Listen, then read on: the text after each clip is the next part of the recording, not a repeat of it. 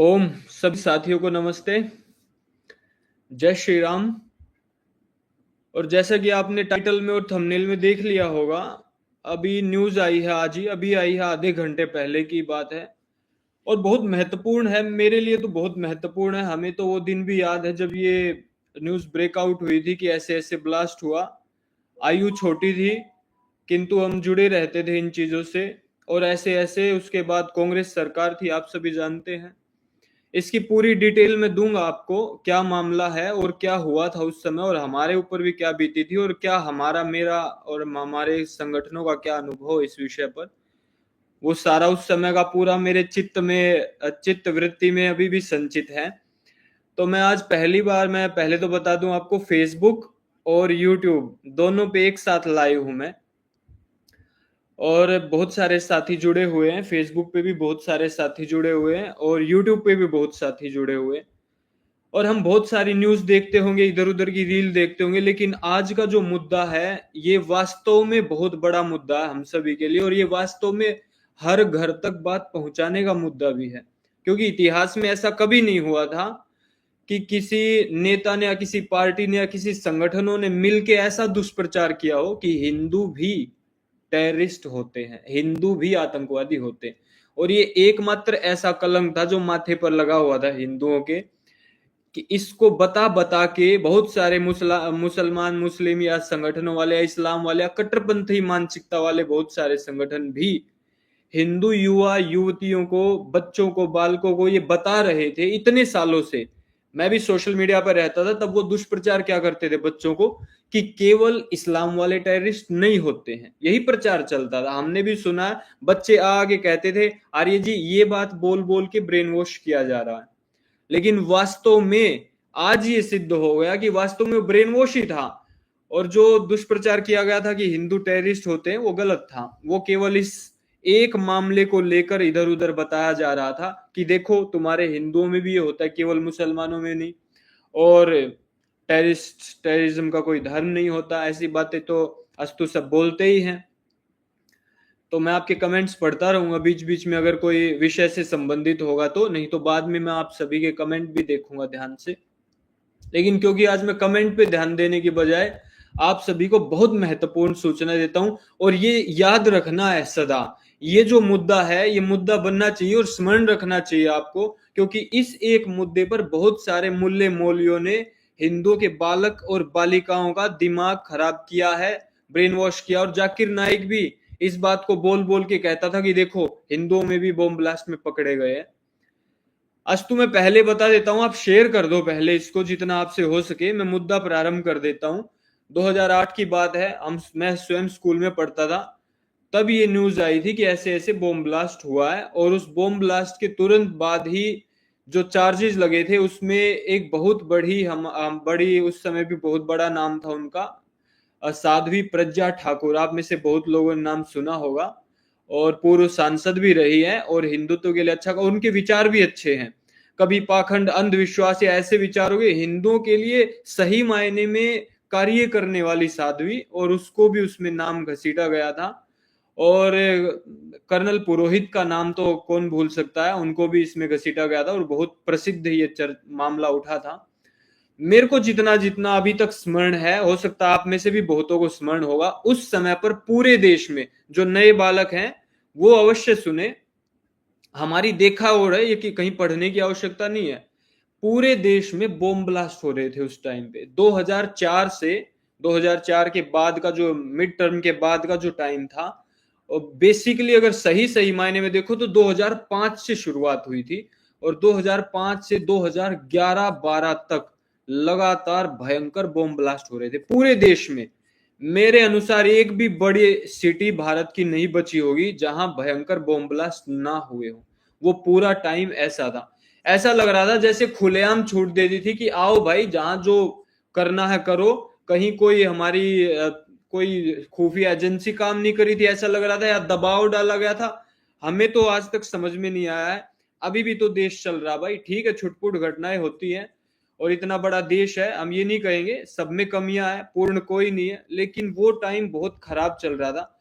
और उस टाइम में इतने सारे हो रहे थे ना, तो सारों में क्या नाम आ रहे थे, वही नाम जो इस्लाम के नाम होते हैं, मुस्लिमों के नाम होते हैं, सारे के सारे बॉम्ब ब्लास्ट में वही सारे नाम चल रहे थे। अब बीच में एक ये 2008 का ऐसा मामला बनाया कि इसमें हिंदुओं के सारे जितने भी आरोपी तय किए गए, निर्धारित किए गए हिंदुओं के नाम, क्योंकि बहुत हमला उठ रहा था भाई, संसद में जवाब देना पड़ता देश की। तो उस सरकार ने सोचा भाई मामला खराब चल रहा है। और मेरे को अभी भी याद है, ये सलमान खुर्शीद बहुत बोलता था, कपिल सिब्बत बहुत बोलता था कांग्रेस की ओर से। और कोर्ट के अंदर आप अभी भी जाके वो कार्रवाई उठा लेना, कोर्ट कह गया, मैं संसद के अंदर ये बात बोली गई थी कि हिंदू टेररिस्ट, पहली बार ऐसा शब्द आया था। और भारत की संसद के रिकॉर्ड में देख लेना, हिंदू टेररिस्ट और टेररिज्म का शब्द, भगवा आतंकवाद जिसको नाम दिया गया था। और वही उनके मेरे अनुसार तो कांग्रेस के बुरे दिन प्रारंभ हो गए होंगे जब निर्दोषों को ऐसे फंसाया गया था, क्योंकि आज तक भगवा में इस प्रकार की कोई एक्टिविटी कभी नहीं हुई थी। और अभी क्या हुआ है इस पूरे मामले में बता दूं मैं, ये जो मालेगांव केस हुआ था, इसमें जितने भी आरोपी थे सभी के सभी आरोपी बरी हो गए। और जो अभिनव भारत का संगठन था, कहा गया था कि इसमें से पैसा गया था उस बॉम्ब ब्लास्ट का, एक भी एक्टिविटी कोर्ट को नहीं मिली, स्पेशल कोर्ट को एक भी एक्टिविटी जिसमें पैसे का इधर से उधर लेन देन हुआ हो।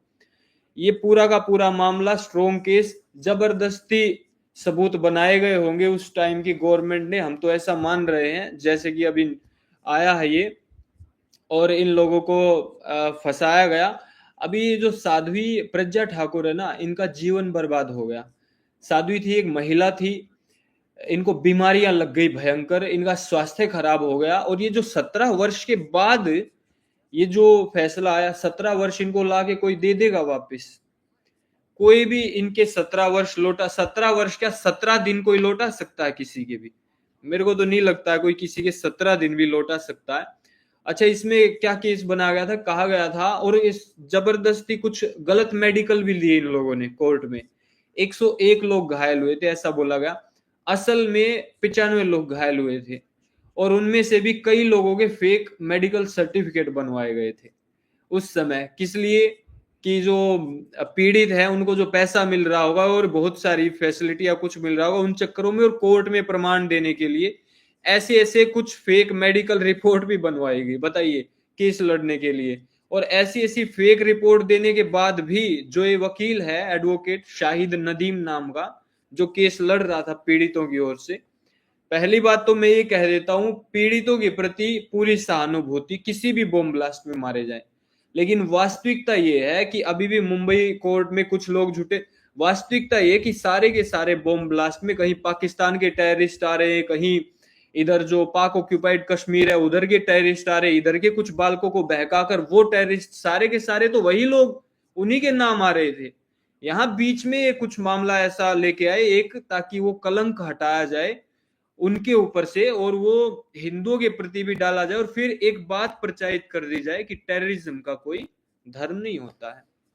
अब ये मामला हट गया है, अब हिंदुओं पे ऐसा कोई मामला कहीं नहीं है। तो अब भी कोई कह सकता है कि टेररिज्म का कोई धर्म नहीं होता? मुझे तो पता नहीं, आप लोग अपना प्रश्न पूछना और इधर उधर इस बात को प्रचारित करोगे तो चर्चा का विषय भी बनाना कि अब बताओ भाई, टेररिज्म का कोई धर्म होता है या नहीं होता है? और ये कह रहा है हम इसको चुनौती देंगे, ऊपर हाई कोर्ट सुप्रीम कोर्ट में चुनौती देंगे, ये शाहिद नदीम कह रहा है। गलत गलत प्रूफ और ये सब लगा लगू के, और कहाँ चुनौती देंगे? देते रहो चुनौती, 17 वर्ष किसी के बर्बाद कर दिए, और टेररिस्ट वही। अभी देख लो इधर उधर से, चाहे कितनी भी घटना हो रही हो, अभी रिसेंट घटना हुई थी वो भी पहलगांव में हुई हो या कहीं पुलवामा में हुई हो, जितनी भी अटैक हुए हैं सारे के सारे वहीं से हो रहे। एक का भी आज तक तो कोई नाम आया नहीं, सनातनी का, हिंदू का कोई आए। यहाँ तो चींटी को भी मारने से, पैर रखने से पहले सोचते कहीं चींटी तो नहीं आ गई। और जो इस प्रकार की तथाकथित गलत चीजें फैलाई, मैं मेरा आज मेरे को थोड़ी प्रसन्नता है, मैंने इसलिए फेसबुक पे डाला भी है कि फीलिंग, वो फीलिंग के लिए कोई ऑप्शन देता है ना, यहाँ यूट्यूब पे तो नहीं देता। मेरे जितने यूट्यूब पे जुड़े हुए साथी, फीलिंग हैप्पी। अभी भी देखो एक दो ये मोमिन फरहान आया हुआ है कमेंट में, मेरे को नहीं पता कौन है। भाई तुम जो कह रहे हो भगवा, ये भगवा ही तुम्हारे पूर्वज ये भगवा ही ओढ़ते थे, पहनते थे। और वैसे भी मैंने तो सुना है, पता नहीं 2017-18 में सऊदी के एक शेख ने कहा था, मोमिन फरहान जी सुन लीजिए, सऊदी के एक शेख ने कहा था कि एशिया के मुस्लिम सही नहीं है, सच्चे मुस्लिम नहीं है, वो बाद में कन्वर्टेड है। और आप लोग चेक कर लेना, अगर गलत हो तो बाद में बता देना। उन्होंने संभवतः एशिया के मुस्लिमों की कुत्ते से तुलना की थी। मैं तो इसका सपोर्ट नहीं करता हूँ, समर्थन नहीं करता हूँ, लेकिन ऐसा अगर कोई गलती हो तो बता देना। मैंने कभी संभवतः इस विषय पे बोला भी होगा किसी समय। मोमिन फरहान जी, आप सभी हमारे ही इसी सनातन धर्म से हो और इस्लाम तो अभी आया है, तो आप सनातनियों के विरुद्ध यहाँ ऐसे तड़क भड़क या भड़काऊ कमेंट ना लिखें तो ज्यादा अच्छा होगा, ऐसा मेरा मानना है। और अब अपनी भाषा और अपनी तुम्हारी माँ बहन बेटियों वाली जो भाषा होती है वो यहाँ कमेंट में मेरे को दिख रही है कुछ लोगों की।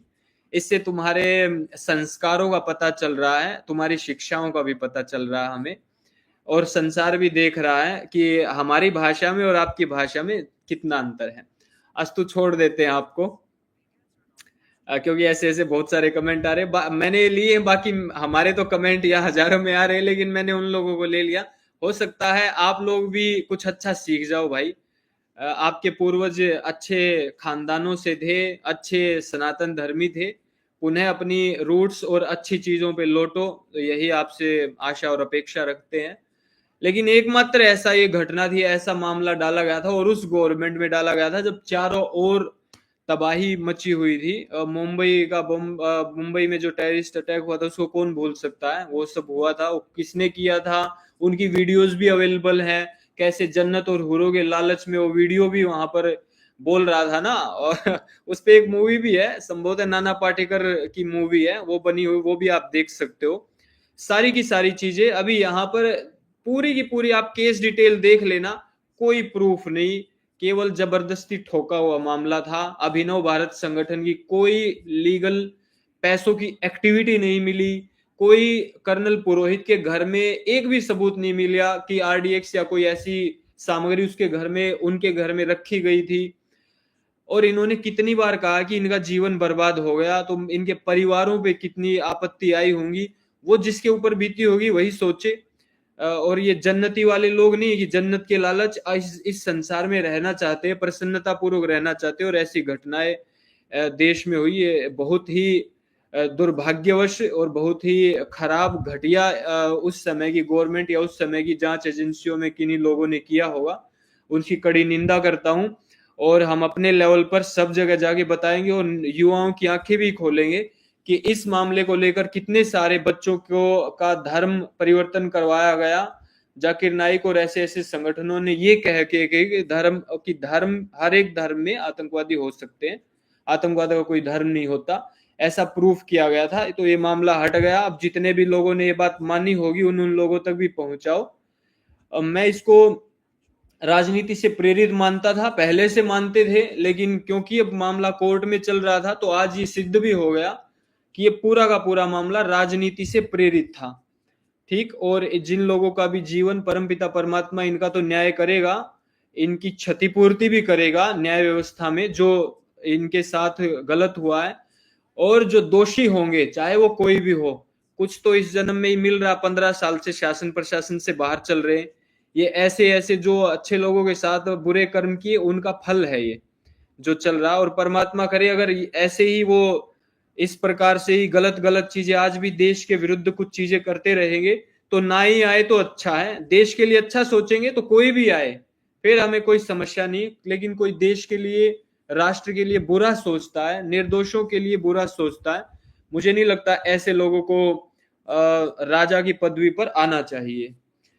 मैंने तो अरब देशों में कन्वर्ट मुस्लिम को गाली और पिटाई करते देखा है वीडियो में। वरदान जी कोई बोल रहे हैं, मैंने भी देखा, बहुत सारी वीडियोस मैंने भी देखी जो यहाँ के कमेंट कर रहे हैं मुस्लिम हमारे बंधु, वो भी सुन ले। वीडियोस भी बहुत सारी हैं जो कन्वर्टेड भाई वहां जाते हैं, उनके साथ बड़ा ही बुरा व्यवहार किया जाता है, क्योंकि वो कन्वर्टेड होते हैं, वो जानते हैं, वो ऐसा मानते हैं कि ये लोग बाद में बने थे तो ये असली वाले नहीं है।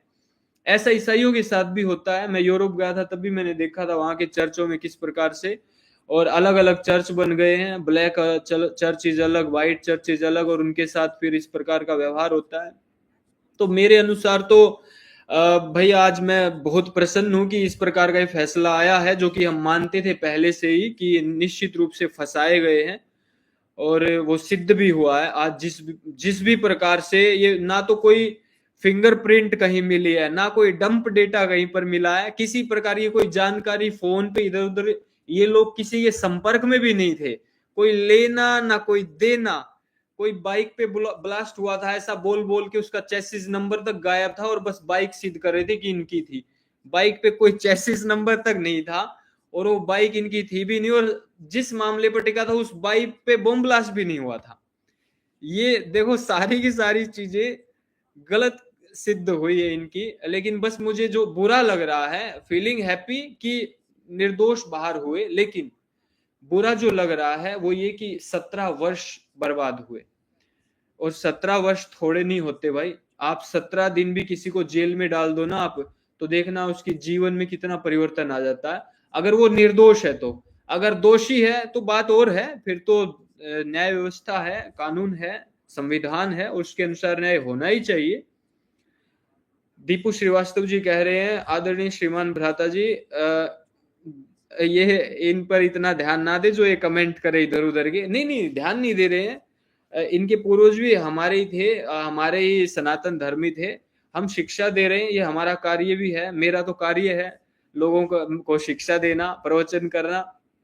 और मेरी मान्यता है कि जिनके अच्छे संस्कार होते हैं वो सुधर जाते हैं, और जिनके बुरे संस्कार होते हैं वो नहीं सुधरते हैं। तो उनको सुधारे, जो जो इस प्रकार के शासन व्यवस्था में है, गलत लोगों को दंड दे, ऐसी हमारी मान्यता है। तो लेकिन जो निष्पक्ष लोग हैं, मैं उनके लिए बोल रहा हूँ कि इस प्रकार की चीजें। अभी देखो एक और घटना मैं आपको बता देता हूँ, और बड़ा आश्चर्य होगा, आप इतने लोग जुड़े हुए हो यहाँ, यूट्यूब पे कितने लोग जुड़े हुए, फेसबुक पे उधर कितने लोग, मैं कितने कमेंट देख रहा हूँ। हाँ, मैं बहुत कमेंट देख रहा हूँ। अभी देखो एक आप लोगों ने सुना होगा, मुस्लिमों की बहुत सारी तबलीगी जमात की वीडियो आ रही थी ना कोरोना के टाइम पे। नहीं देखा आपने? सब्जियों में गलत तरीके से उच्छिष्ट पदार्थ डाल रहे थे, अपने शरीर की गंदगी उनमें डाल रहे थे, वो सब वीडियो आपने देखी होगी। मैं थोड़ा सा शब्दों की मर्यादा सदा से रखता हूँ, कठोर अवश्य बोलता हूँ, लेकिन मेरे मुख से अपशब्द निकलते नहीं है। हमारे संस्कार ऐसे हैं, अब ना आप क्या करें, वेदों की शिक्षा ऐसी है। लेकिन अपने उच्छिष्ट पदार्थ, अपने शरीर की गंदगी को भी सब्जियों पे डाल रहे थे। कोरोना के समय पे भी मस्जिदों में जा जाके नमाज पढ़ रहे थे, जबकि रोका गया था उनको। और भी तथाकथित बहुत सारी वीडियो आ रही थी। अभी लेटेस्ट में 70 से ज्यादा तबलीगी जमात के ऐसे लोगों को, जिनके प्रूफ थे, सारी चीज थी, जहां तक हमने देखा उन्हीं लोगों को, बहुत वैसे तो हजारों वीडियो आई थी उस टाइम, उनको छोड़ दिया गया। अभी आई है 3-4 दिन पहले। मुझे टाइम लगा तो मैं कोई शॉर्ट्स वीडियो आपके लिए बनाऊंगा उस विषय पर, और उनमें वीडियो भी दिखाऊंगा कि कौन कौन सी वीडियो आई। उसके बाद अब उनको छोड़ दिया कि नहीं नहीं कुछ नहीं है, कोई प्रूफ नहीं है, वो ऐसा करके छोड़ दिया। आज सारे देश ने देखी थी, मुसलमानों ने भी देखी होगी, अपने मुसलमानों की, कि किस प्रकार से वो वीडियोस आ रही थी, और किस प्रकार से तबलीगी जमात और बहुत सारे ग्रुप और वो लोग इधर उधर से वो चीजें कर रहे थे। अस्तु चलो छोड़ दिया, हमें कुछ से कोई दिक्कत नहीं है भाई। अब शासन व्यवस्था और कोर्ट ने जो पाया होगा उन्होंने छोड़ दिया, लेकिन प्रत्यक्ष को प्रमाण की आवश्यकता नहीं होती, इसलिए मैंने वो यहाँ पर कहा कि हमें तो प्रत्यक्ष दिखा था भाई। अब किसी ने छोड़ा नहीं छोड़ा, हम उस जो सीधा दिख रहा आंख से कि ये ऐसा है, अब उस पे प्रमाण क्या मांगने, वो प्रत्यक्ष ही सबसे बड़ा प्रमाण होता है। इसलिए यहाँ कहा जाता है प्रत्यक्ष को प्रमाण की आवश्यकता नहीं है। न्याय व्यवस्था बहुत ही खोखली है भारत की, ये तो सत्य बात है भाई। अब इसमें तो हम क्या ही गए, सारा संसार जानता है, बच्चा बच्चा जानता है कि किस प्रकार से अन्याय होता है निर्दोषों के साथ। कुछ अच्छे लोगों को एक सही शब्द पे भी पकड़ लेते हैं, और दुष्ट लोग, वो कहते हैं ना, चिट्ठी फंस जाती है और हाथी निकल जाता है। ऐसी न्याय व्यवस्था हमने तो देखी ही है। अब भुगत भोगी हैं जो लोग, उनको तो पता ही होगा, आप लोगों में से भी। अब उस पे ज्यादा तो क्या कहें। लेकिन ये तबलीगी जमात वाला मामला, इसके साथ एक और मामला है। देखो अभी छत्तीसगढ़ में 2 नन को पकड़ा हुआ है, एक सिस्टर प्रीति और एक और कोई है, एक 45 वर्ष की, एक 50 वर्ष की। अच्छा, उनको पकड़ा हुआ है तो चारों इधर उधर से सब जगह से सारी नन, केरला की थी वो, और छत्तीसगढ़ में, बताओ भाई, केरला की नन छत्तीसगढ़ में क्या करने आई हुई थी, वो भी आदिवासी इलाकों में। और चलो आई तो आई, कोई भी कहीं जा सकता है देश में, भाई सबको संविधान ने अधिकार दिया, लेकिन आदिवासी इलाके में क्या कर रही थी? अच्छा कर रही थी, चलो कोई बात नहीं भाई, चली गई होगी। वहां से जवान लड़कियों को पकड़ के ले जा रही थी, रेलवे स्टेशन पे पकड़ लिया उनको। अब आरोप ऐसा है कि भाई ह्यूमन तस्करी कर रही थी वो, और पहले भी ऐसे आरोप लगे हैं ऐसी नन पे, कुछ प्रूफ भी हुए इधर उधर से, आप देख लेना जाके, इतने सालों में बहुत न्यूज है, बहुत कटिंग है। और छत्तीसगढ़ के दुर्ग इलाका है, वहां पर थोड़ी सी गरीबी है, आप सब जानते हो। ऐसे जगह पे कुछ ऐसे माता पिता भी होते हैं कि जो माता पिता अपने अपने स्वयं के बालकों तक को पैसे के लिए बेच देते हैं। तो इन पे भाई कोई तो कानून होना चाहिए ना, ऐसी बच्चियों की रक्षा करने के लिए। ऐसी ऐसी बच्चों को कहीं ले भी जाएंगे, वो आवाज भी उठाएंगे तो किसी को सुनाई नहीं देगा फिर। एक बार जो बच्ची चली गई वो चली गई, फिर नहीं आने वाली है वो बच्ची। अब बताओ, ये समस्या इस देश में है भाई। और इसका अगर वो पकड़ लिया अब उनको, तो आंदोलन हो रहे हैं कि क्यों पकड़ा उनको, मतलब उन नन की जिंदगी ज्यादा कीमती है। जो वो गरीब बेटियां थी उनकी कीमत कुछ नहीं उनके जीवन की। भाई बड़ा आश्चर्य की बात है ये तो। मैं तो हैरान हूं ऐसी चीजें देख देख के। अब बजरंग दल के साथियों ने पकड़ा, और कुछ लोग कह देते हैं कि ये कट्टरपंथी इस प्रकार से हैं। एक भी घटना मुझे तो नहीं दिखी भाई कहीं बजरंग दल या ऐसे हिंदूवादी संगठन कभी किसी को शरीर या जान से कहीं मार दिया हो। एक भी मैंने आज तक कोई दिखा देना भाई, जो यहाँ जुड़े हुए विरोधी भी कोई। पॉजिटिव क्रिटिसिज्म मैं लेता हूं हमेशा। मैं कभी किसी का कमेंट डिलीट नहीं, पाकिस्तानी मेरे ऊपर वीडियो बनाते थे और मेरी क्लिप भी ज्यादा बड़ी बड़ी काट के बनाते थे। मैंने कभी ब्लॉक नहीं करवाया किसी की वीडियो को आज तक। उनकी भी सुनो, हमारी भी सुनो, जो सत्य लगे तुलना करो। प्रत्येक आत्मा सत्य और असत्य का ज्ञान प्राप्त करने वाला होता है, उसका निर्णय करने वाला होता है। यदि वो सही सही अपनी आत्मा में शांत स्थित हो करके सोचे विचार करे, चाहे वो मुसलमान ही क्यों ना, उसको पता चल जाएगा कौन सही है कौन गलत है। वो और बात है कि हम अपने स्वार्थ में उसको स्वीकार नहीं करते सत्य को, वो और बात है। तो अभी उन दो नन को पकड़ लिया है, तो मेरे अनुसार तो भाई जीवन सबका बराबर कीमती है, चाहे कोई प्रधानमंत्री हो चाहे कोई गरीब हो। मनुष्य का जीवन है, सब बराबर, सबके जीवन की अपनी कीमत होती है। और अगर उनको पकड़ लिया है तो न्याय व्यवस्था को, कानून को काम करने दो। अब केरला की सारी नन और सब प्रोटेस्ट कर रहे हैं, उधर इकट्ठे हो रहे हैं, दबाव बना रहे हैं जुडिशरी पर।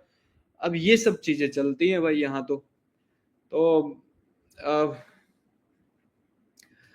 उन नन के समर्थन में राहुल गांधी और सभी कांग्रेसी ट्वीट कर रहे हैं। अब वो तो आप लोग जान ही गए होंगे कि किस प्रकार से, बताओ भाई। उस नन के सपोर्ट में उन्होंने ट्वीट कर दिया, एक बार भी दूसरी ओर से भी नहीं देखा कि भाई एक बार इस पे काम करने दो, यानी कि कानून व्यवस्था को अपना काम करने दो, फिर वहां पर देखते हैं क्या है, कोई प्रूफ मिलेगा नहीं मिलेगा। ये तो स्पष्ट है कि बच्चियों को पकड़ के रेलवे स्टेशन पर लेकर जा रही थी। और गरीब माता पिता होते हैं, ये भी सबको पता है कि वो माता पिता बच्चियों तक को और बालकों तक को बेच देते हैं, जिनके पास खाने कुछ पढ़े लिखे बेचारे होते नहीं है।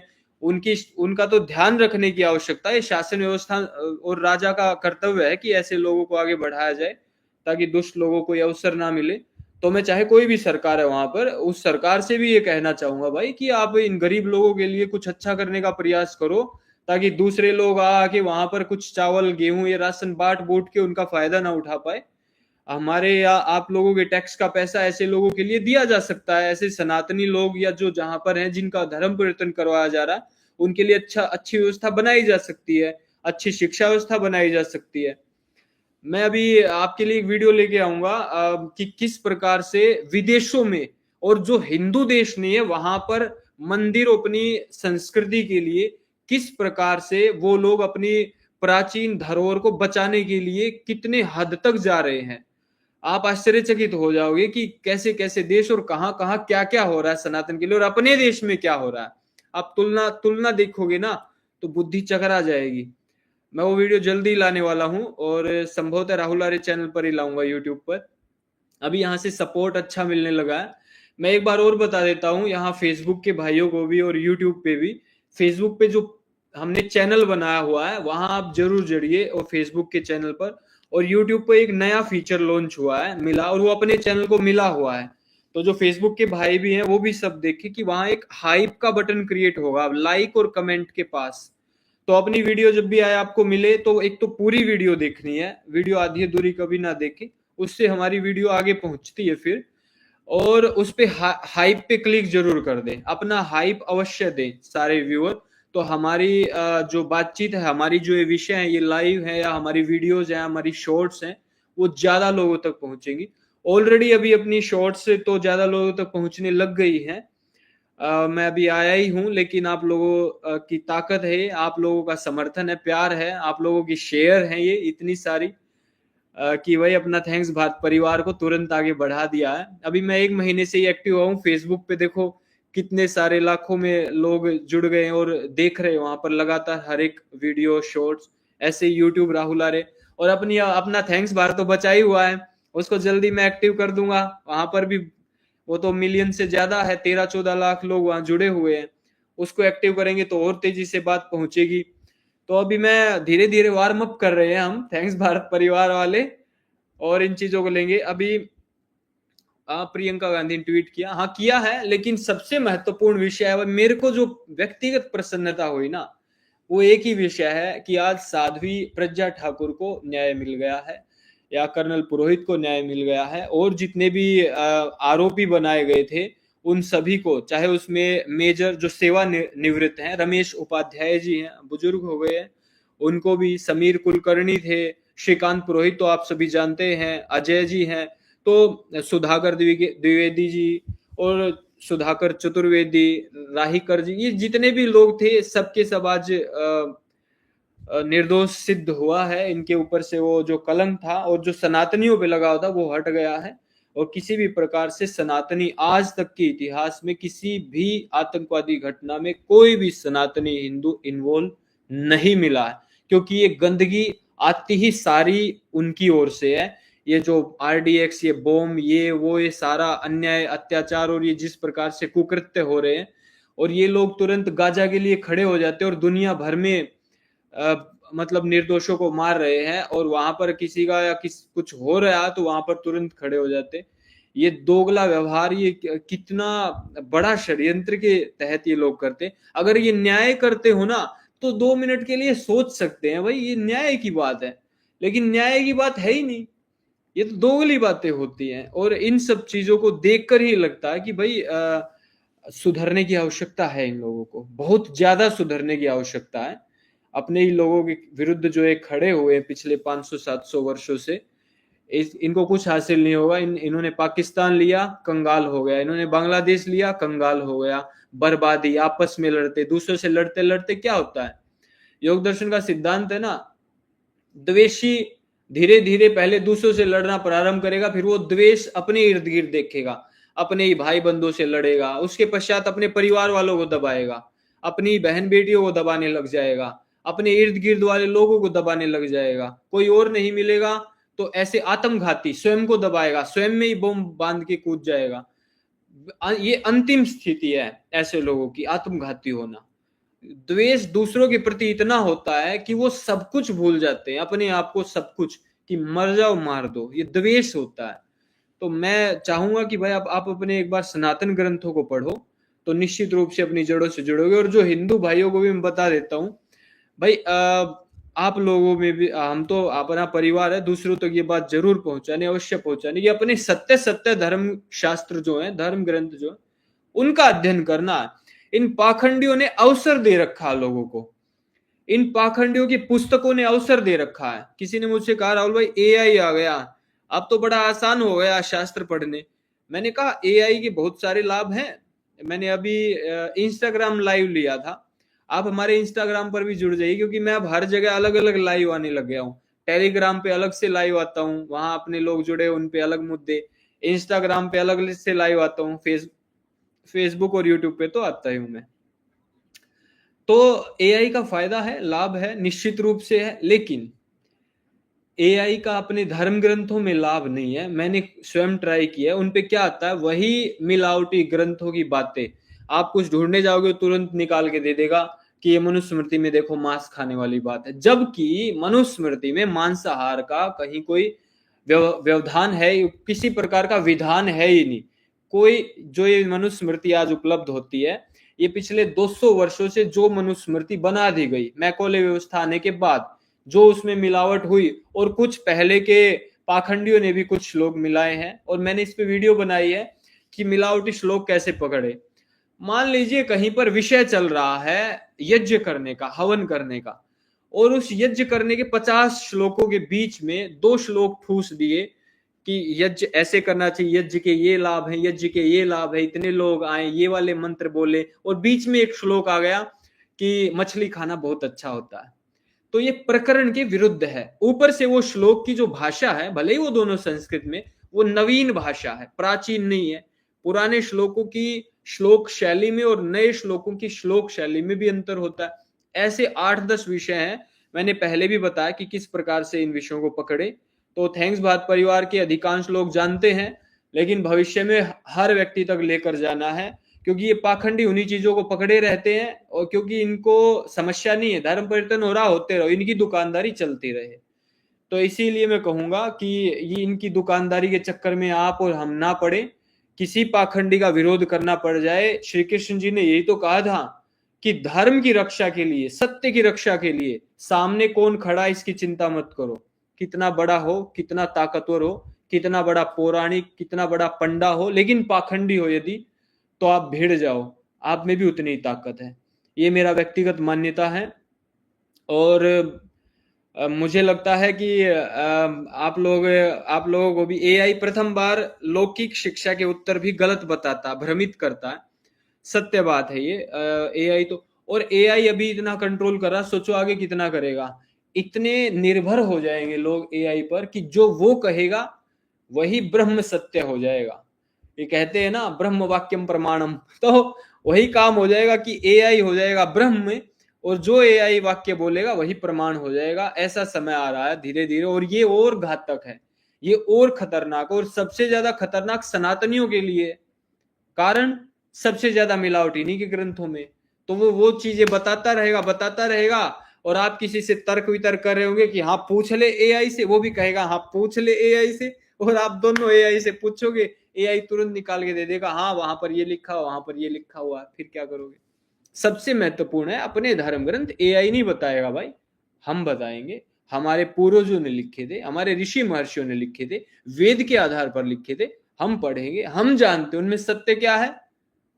एआई क्या जाने भाई, या वो लोग क्या जाने, हम जानेंगे उनको। तो इसीलिए भी एआई पर अपने धर्म ग्रंथों की बातों पर निर्भर नहीं रहना है। हम जितने भी भाई जुड़े हुए और बहनें जुड़ी हुई, माताएं जुड़ी हुई है, ये तो अब क्रांति प्रारंभ हो गई है थैंक्स भारत परिवार की। पुनः धीरे धीरे मैं पूरा एक्टिव हो रहा हूँ, चीजों को समझ रहा हूँ, और थैंक्स भारत पे भी एक्टिव हो जाएंगे, राहुल आर्य पे भी एक्टिव हो जाएंगे, और अपना फेसबुक तो परमात्मा की कृपा से सारे साथी वहां तो ऑलरेडी बहुत मजबूत रहते ही हैं, वहां बहुत शेयर होती है, हजारों तक शेयर हो जाती है फेसबुक पे। और वो चैनल भी हमने बनाया फेसबुक पर, 2 दिन में ही 2500 लोगों ने फेसबुक पे चैनल पे भी ज्वाइन कर लिया है। तो बहुत तेजी से हम आगे बढ़ रहे हैं। तो आप सभी यहाँ पर जुड़ रहे हैं इन महत्वपूर्ण मुद्दों को लेकर। मैं यही बात कहूंगा कि भाई अपनी इन मुद्दों को जो भी हम उठाए लाइव में, उन मुद्दों को दूर दूर तक सब लोगों तक हमें प्रसारित अवश्य करना है।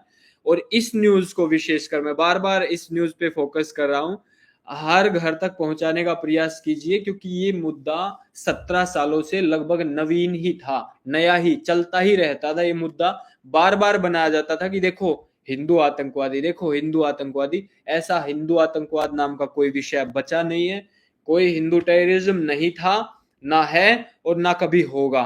और वैसे भी भविष्य में भी यदि कोई ऐसी परिस्थिति बनी कि अपने परिवारों की रक्षा करनी है, तो भाई आत्म रक्षा में तो एक जीव भी खड़ा हो जाता है। मैं इससे ज्यादा कुछ नहीं कहूंगा, लेकिन मेरा इतना मानना है कि हिंदू बहुत ही सहिष्णु होता है और अहिंसा में भरोसा करता है। अहिंसा का अर्थ आप सभी जानते ही हैं, आजकल की पीढ़ी, मैं पहले बहुत बताता था कि भाई किसी बिना कारण के चींटी तक को भी छूना भी नहीं। और यदि अपने ऊपर ही बात आ जाए, अपने परिवार बहन बेटियों पे बात आ जाए, तो फिर तो भाई हमारे शास्त्रों में भी और भारत के संविधान ने भी कहा, तो फिर सामने वाले को छोड़ो नहीं। ये बात तो एक छोटा बच्चा भी जानता है।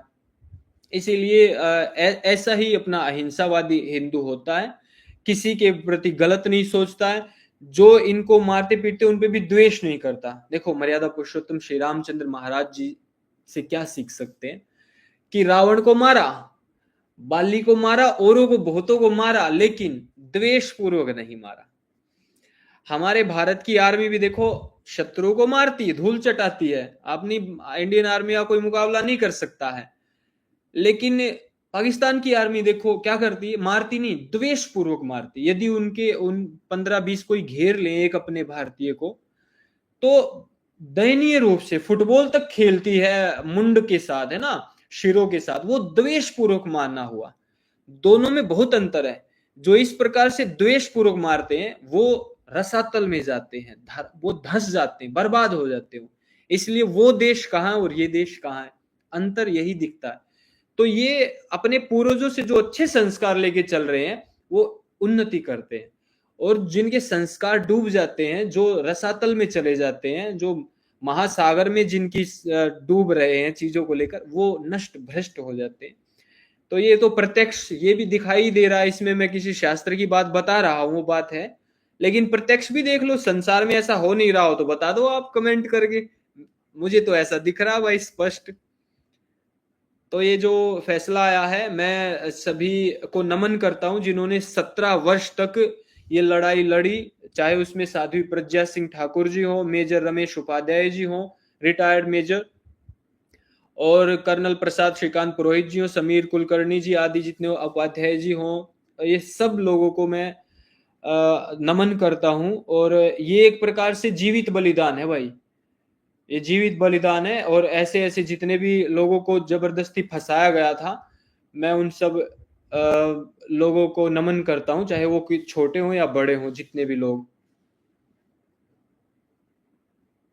बिल्कुल, मनुस्मृति में कोई वेद विरुद्ध मान्यता नहीं है वरदान जी, ये सत्य बात है। महर्षि मनु तो कहते ही हैं कि नास्तिको वेद निंदकः। हमारे यहाँ तो बोला भी गया, जगह जगह बातें चलती हैं कि जो वेद को मानता है वही आस्तिक होता है, सच्चा। आचार्य चाणक्य ने भी कहा यही बात। तो मनुस्मृति में कितनी सारी बातें ऐसी है ना। तो निश्चित रूप से मनुस्मृति जो सही मनुस्मृति है, उसमें आप देखो मनुस्मृति को कितना बदनाम किया गया। मनुस्मृति में सबसे अधिक यदि महिलाओं के लिए और शूद्रों के लिए यदि कोई वास्तव में संविधान हो सकता ना, मनुस्मृति हो सकती।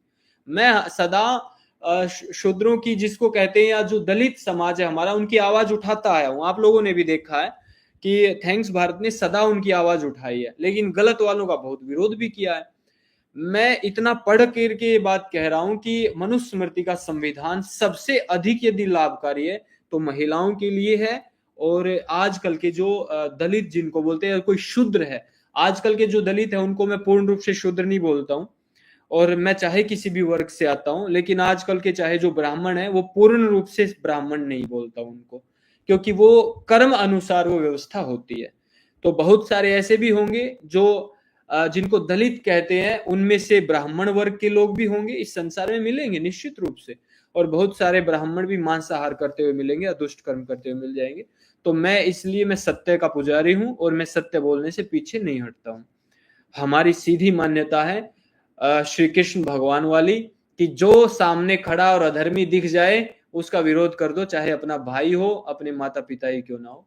उसकी असत्य को एक्सपोज करना हमारा धर्म है, क्योंकि यहाँ के मनुष्यों के लिए हम काम नहीं करते, हम परम पिता परमात्मा के सत्य के लिए कार्य करते हैं। यहाँ के लोगों को फैन फॉलोअर बनाना, इतने जुड़ जाएंगे, अगर अच्छी अच्छी बातें बोलेंगे तो सब आएंगे, ऐसा उद्देश्य मेरा कभी रहा नहीं, ना मेरे थैंक्स भारत परिवार का रहा, ना कभी रहेगा। सत्य बोलते थे, बिना लाग लपेट के बोलेंगे। और आप लोगों का तो कार्यक्रम भी था ना अपना थैंक्स भारत का, डंके की चोट पर, तो हम डंके की चोट पर बोलते हैं। हाँ, किसी ने कहा राहुल भाई डंके की चोट कार्यक्रम फिर से प्रारंभ करें, शुरू करें, करेंगे। डंके की चोट पुनः प्रारंभ होगा थैंक्स भारत पर, और पहले से अधिक मजबूती से होगा। वहां तो अभी इस्कॉन का मैटर चल रहा था। देखो इस्कॉन जैसी बड़ी संस्था को आप लोगों के सामने झुकना पड़ गया। आज भी माय आश्रय पे उनकी पोस्ट पढ़ लेना, जिसमें कहा था हम पीछे हटते, हम आगे नहीं बढ़ना चाहते इस विषय पर, और थैंक्स भारत वाले हमें भगोड़ा कहेंगे, लेकिन हम इस विषय को आगे नहीं बढ़ाना चाहते। उन लोगों ने ही कितने आरोप लगाए थे, कितनी बुरी बुरी बातें की थी, महिलाओं तक का अपमान कर दिया था। उनके ऑफिशियल चैनल सारी, मैंने एक पुस्तक लिखी इस पे, आप लोग यदि पढ़ना चाहो तो thanksbharat.com पर इस्कॉन की उस पूरी कंट्रोवर्सी, पूरे मैटर के ऊपर एक पुस्तक लिखी मैंने, प्रमाणों के साथ, उनके भी प्रमाण, हमारे भी, सारे के सारे प्रमाण है। अवश्य पढ़िए और दूसरे लोगों तक उस पुस्तक का लिंक शेयर कीजिए कि आप भी यहाँ जाकर इस पुस्तक को क्रय कीजिए, ताकि हमारे साथी और हमारे ग्रुप, हमारे संगठनों में भी कुछ लाभ मिले उसका, हमारी मेहनत के लिए कुछ हो जाए, जो भी हमारे लोग कार्य कर रहे हैं, जो भी वेबसाइट के खर्च है वो भी चल जाए। और सबसे महत्वपूर्ण, मैंने तो वो पुस्तक लिखी है ताकि सत्य का प्रकाश हो और असत्य का नाश हो, सत्य आगे बढ़े, इसलिए भी। तो वो पुस्तक भी आप पढ़ना इस्कॉन के ऊपर।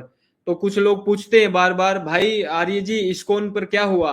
बहुतों को तो लगा है, पता है, लेकिन जिसको नहीं पता वो पुस्तक पढ़ लेना, तो पूरा कच्चा चिट्टा खुल जाएगा कि उस समय क्या हुआ था, उन लोगों ने क्या बोला है। आज भी उनके वहां पड़ा हुआ है वो, उसके स्क्रीनशॉट लेकर इधर उधर आप भेज सकते हो। क्योंकि मैं एक ही चीज सहन नहीं करता, मर्यादा पुरुषोत्तम श्री रामचंद्र महाराज जी और धर्म संस्थापक श्री कृष्णचंद्र महाराज जी और हमारे ऋषि महर्षि, इनके ऊपर जब कोई आरोप प्रत्यारोप करता है ना, इनकी छवि खराब करता है, अपना धंधा चलाने के लिए इनकी गलत गलत चीजों को परोसता है, अपने दुराचार पूरा करने के लिए महिलाओं के ऊपर कैसे थे श्री कृष्ण, ऐसी ऐसी बातें प्रचार करते ताकि वो भी महिलाओं के साथ कुछ गलत या ऐसी मानसिकता रख पाए, तो वो मैं सहन नहीं कर सकता हूं।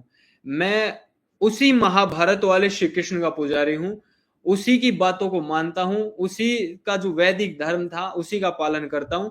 ये नए नवेले जो लेखराज जैसे कृष्ण पैदा हो गए, ये तो मैं ऐसे इनको कोई ना तो कृष्ण मानता हूं, ना ये किसी भी प्रकार से श्री कृष्ण के समतुल्य ही नहीं थे। उनके साथ नाम लेना भी हमारे योगीराज श्री कृष्ण जी का अपमान है, इसलिए मैं वो उसको समर्थन नहीं देता हूं।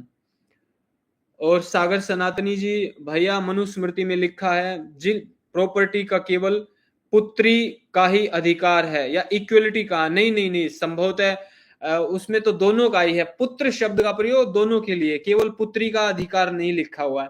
अब यहाँ सारी पुत्री पुत्री प्रसन्न हो जाएंगी, लेकिन ऐसी बात नहीं है, सब लोगों के लिए समान बातें हैं। कभी समय लगेगा तो मैं बता दूंगा। अस्तु मैंने यूट्यूब पे वीडियो बनाई हुई है, बहुत लोगों ने यहाँ पर पैसे भेजे हुए हैं।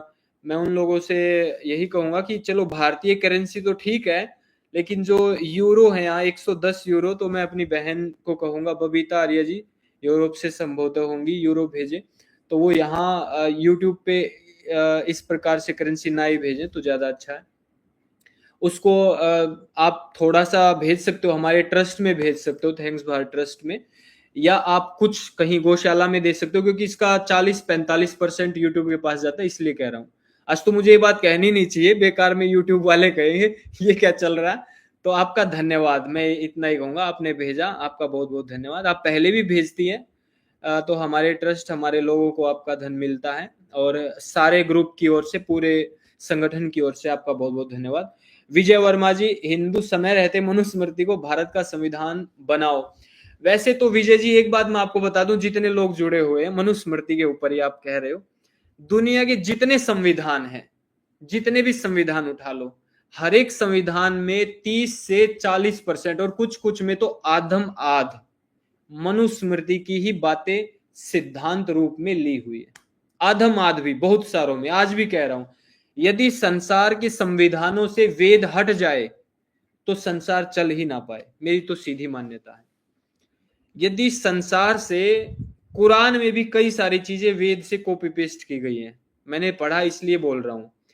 बाइबल में हवन करने वाली बातें तक हैं, बताओ आप। मैंने पहले बोली हुई थैंक्स बात की वीडियो, अभी एक वीडियो गवर्नमेंट ने उस पे कुछ आपत्ति जताई, थैंक्स बात की एक वीडियो थी, ओम और अल्लाह के विषय में मैंने जानकारी दी थी, वो रेस्ट्रिक्ट कर दी है। ऐसी ऐसी अनेक वीडियो रेस्ट्रिक्ट हो गई 6 साल में, वहां 600-700 वीडियो या 800 वीडियो कितनी थी, अब संभवतः 250-300 वीडियो वहां है। लेकिन कोई बात नहीं, पुनः ले आएंगे हम उन विषयों को। किंतु बिना वेद के, बिना अपने वेद की बातों के कोई संविधान दुनिया का एग्जिस्ट करता ही नहीं है, आज भी नहीं करता। बस भाषा बदल देते हैं, तरीका बदल देते हैं, संविधान चले आ रहे हैं, उन्हीं को थोड़ा थोड़ा परिवर्तन के साथ सारी दुनिया में चलाया जा रहा। सबसे पहले संविधान रूप में रहना आर्यों ने ही प्रारंभ किया था, बाकी तो जंगली थे। मुझे अभी स्मरण आ रही है एक बात,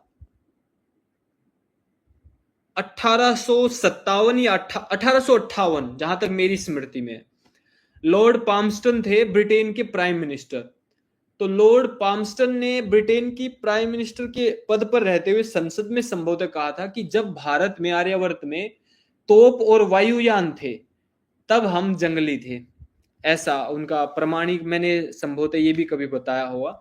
तो भाई सब जानते हैं कि सर्वप्रथम भारत देश में ही संविधान था, नियम थे, और संविधान रूप में नियम से, अच्छे से, सभ्यता से रहना सर्वप्रथम आर्यों ने ही संसार को सिखाया था।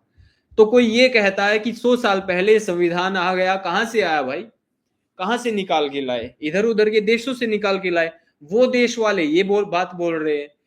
तो वो नहीं है कि ए का संबंध यदि बी से है और बी का संबंध सी से है, तो ए का संबंध सी से इनडायरेक्ट रूप से हो गया है। आप समझ गए ना? 3 चीज है, ए बी सी। इस ए का संबंध इस बी से है और इस बी का संबंध इस सी से है, तो ये बी कॉमन हो गया, तो ए का संबंध सी से ऑटोमेटिक हो गया। बस डायरेक्ट नहीं, इनडायरेक्ट। गणित पढ़ा होगा आप लोगों ने। तो ये सारे संसार के संविधान का इनडायरेक्टली संबंध मनुस्मृति से है। सारे संसार में जितने नियम, आप कभी जाओगे यूरोप में या कहीं कोई जाता हो या किसी को देखा हो, सड़कों की जो व्यवस्था है वो वेद के मंत्र के अनुसार है। मैंने देखी ये वेद में ऐसे और वैसे ही व्यवस्था कि गाड़ियों के लिए अलग सड़क, पैदल वालों के लिए अलग सड़क, घोड़े गाड़ी वालों के लिए अलग सड़क, और दूसरे अन्य परिवहन के लिए अलग अलग मार्ग होने चाहिए। उसमें जल मार्ग की भी बात है। तो वहां पर ऐसा ही दिखता है कि एक सड़क है, उसी के साथ है नदी बन गई है, उसमें पानी में बोट चलती है, उसमें सड़क है, उस पर गाड़ियां चल रही, उसके पास में साइकिल स्कूटर के लिए अलग है और पैदल वालों के लिए अलग है। तो अब देखो, सारा संसार कह रहा है कि भाई स्त्रियों को पहले चीजें देनी चाहिए, स्त्रियों को, महिलाओं का सम्मान ऐसे ऐसे करना चाहिए। उन्होंने अलग अलग तरीके से इस बात को लिख दिया अलग अलग संविधान में।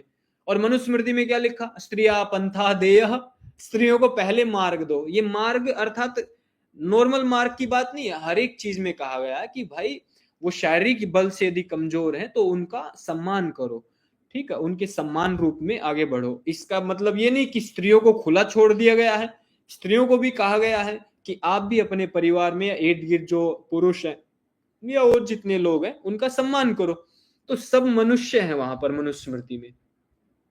तो हर मनुष्य के लिए समान अधिकार की बात की गई है। यदि कोई किसी रूप में, ताकत में या किसी चीज में कम है, तो वहां उसके लिए बताया गया है कि इस चीज को आप ऐसे ऐसे मानो और महिलाओं को इतना सम्मान देना है इस हद तक, और वो सारी चीजें तो सब मनुस्मृति का। बताओ भाई, कितने, हर एक चीज निकाल निकाल के देख लो, प्रत्यक्ष देखा हुआ मैंने और पढ़ा हुआ है, सब मैच हो जाता है।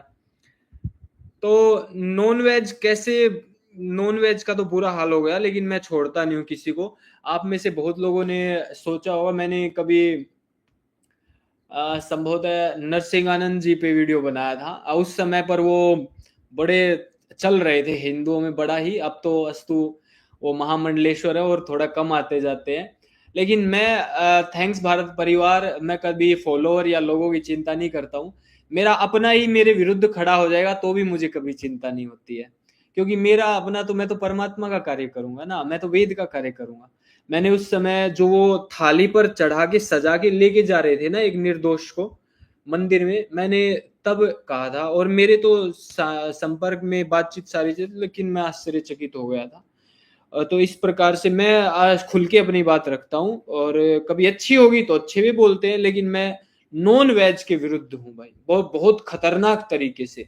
जो ये मंदिरों में इधर उधर बलि होती है ना, मैं ऐसे लोगों को कहता हूँ, इनको नरक से भी खराब कोई जगह होगी ना, कोई उससे भी बुरी, भयंकर से भयंकर वृक्ष की अंतिम योनि बने और हजारों सालों तक उससे भी नीचे पड़ी रहे, वो ऐसे व्यक्तियों को यही सजा हो सकती है। क्योंकि सनातन धर्म में इनके लिए, ऐसे लोगों के लिए कोई स्थान नहीं है, ऐसे लोगों के लिए कोई स्थान नहीं है। और ये लोग बड़ी जल्दी धर्म परिवर्तन भी करते हैं, और धर्म परिवर्तन नहीं करते तो पाखंड फैला के हिंदुओं के सिरमौर बने रहते हैं और मांस खाते रहते हैं और हिंदुओं के लीडर बने रहते हैं ऐसे लोग।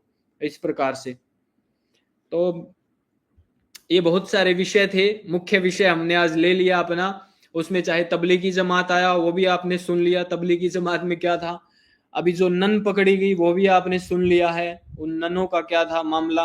और अब जो कोर्ट ने साध्वी प्रज्ञा ठाकुर और जो कर्नल श्रीकांत पुरोहित आदि जी को छोड़ा है निर्दोष, वो सब तो मुख्य हमारा विषय था ही। आप सभी का बहुत बहुत धन्यवाद। परमात्मा आपको बल एवं शक्ति दे, सब कार्य आप सफल हो 100%। बबीता आर्य जी, महर्षि दयानंद वेद विद्यालय, नीदरलैंड से हैं जी। उसके बाद मैं फेसबुक पे भी हमारे साथी जय गुरुदेव रितेंद्र जी, नमस्ते रितेंद्र जी, कैसे हो आप, कहाँ से हो रितेंद्र जी। आर्य रोहित मलिक जी कह रहे जजेस का सिलेक्शन पूरा मेरिट बेस पर होना चाहिए, वास्तविकता है भाई, बिल्कुल ये बात तो हम, ये तो उठा उठा के थक गए हम। अब अब कहते हैं कि ये देश संविधान पे चल रहा है, बताओ भाई। अगर मनुस्मृति का शासन होता तो ऐसी अन्याय वाली व्यवस्था कभी नहीं होती। कहाँ संविधान पे ये जजेस तो अपना विदाउट मेरिट चुने जा रहे हैं भाई। खुलेआम न्याय व्यवस्था तो सारी चुनिंदा लोगों के हाथों में है, एक तरीके से कठपुतली की तरह कार्य करती है। ठीक, 2 मिनट में फंसा देंगे, आप किसी से भी पंगा मोल ले सकते हो, किसी जज से या किसी वकील से लेके देख लो, तो में ऐसी ऐसी चीज होगी, जिंदगी बर्बाद कर देते हैं। तो भाई ये न्याय, ऐसी न्याय व्यवस्था, फिर आगे कह देंगे हमारा संविधान जय हो। संविधान की अच्छी चीजें, लेकिन संविधान में परिवर्तन की आवश्यकता सदा रहती है। ये परमात्मा का संविधान नहीं है, ये मनुष्यों का बनाया संविधान है, इसमें बहुत सारी त्रुटि होती है।